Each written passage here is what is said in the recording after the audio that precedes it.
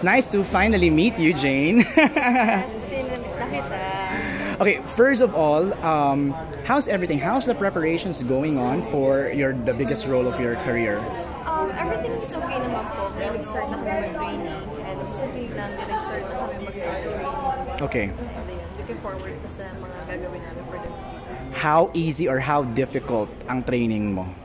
Sobrang hirap. Okay. Sobrang, ang in-expect ko mahirap siya, pero mas mahirap siya. Okay. Like, ano yung, I wanna know, ano bang Darna exercise? Ang Darna workout? Sa akin kasi, kailangan ko pong nag-gain ng weight, and then medyo skinny pa po kasi kailangan tumig yung body ko. Okay. So pareho tayo, parang medyo small bones, so kailangan magpalaki ng konti. Intense ang workout, Jane? Like, abs workout? Abs workout, leg, and upper body. Right. Marami po, like whole body po talaga siya. Okay. Diet-wise, ano ang ginagawa mo?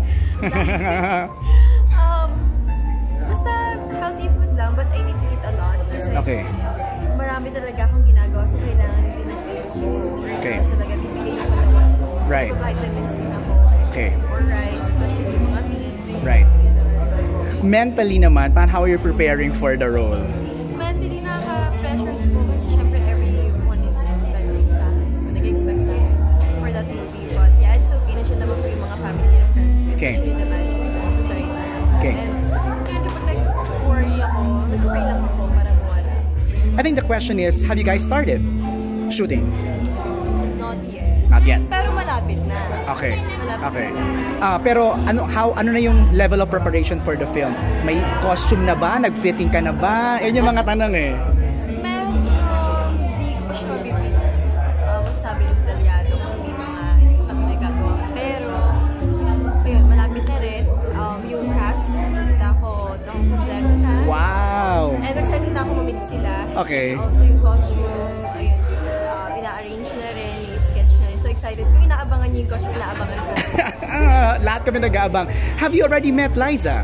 Yes, we did na last time. We had a dinner together. And yun, sweet talk naman. And masaya naman siya kasama. Naipasa ba yung comics sa'yo? No, for now, no. Sana, okay. Kahit hindi yung original, parang right. Anong advice ang binigay sa'yo ni Liza? Stay positive lang and don't mind yung mga negative mga comments. It's normal naman yung right. industry natin. And basta yun, sinasabi naman niya lagi sa akin na nandiyan siya for me. And kapag may mga questions ako, yun, next ko lang siya nag-uusap. Good. Angel, have you met her? I haven't met her. Oh my! But yun, excited ako makita sa atin. Oo, kasi isa pa yun sa mga magbibigay ng tips no on how to execute the role. Looking forward ko kay Ate Angel talaga. Kaya lagi sinasabi na sana magiging sa Ate Angel. How about Direk Gerald? Ano ang mga reminders o napag-usapan nyo na? Sabi sa akin ni Direk Gerald kasi minsan parang may moment pa ko baka malapit yung movie yan. Sinasabi niya sa akin na relax ka lang. Right. Right. Hindi tayo nagmamadali. Right. Lahat mo naman gagawin natin for the movie. And nag-grade naman kita. So, nakakatawa siya. Feeling ko sa 2020, aarangkada na yan. Diba? Kasi, I mean, we've long waited for the announcement that it's gonna be you. Now that it's here, ang hinihintay ng lahat is kailan mag-start ng shooting. Diba? Maybe next year. Right. Start na kami. Kasi ngayon for preparation na talaga. Kailangan talaga handa yung katawan ko for that. Shooting yung health ko.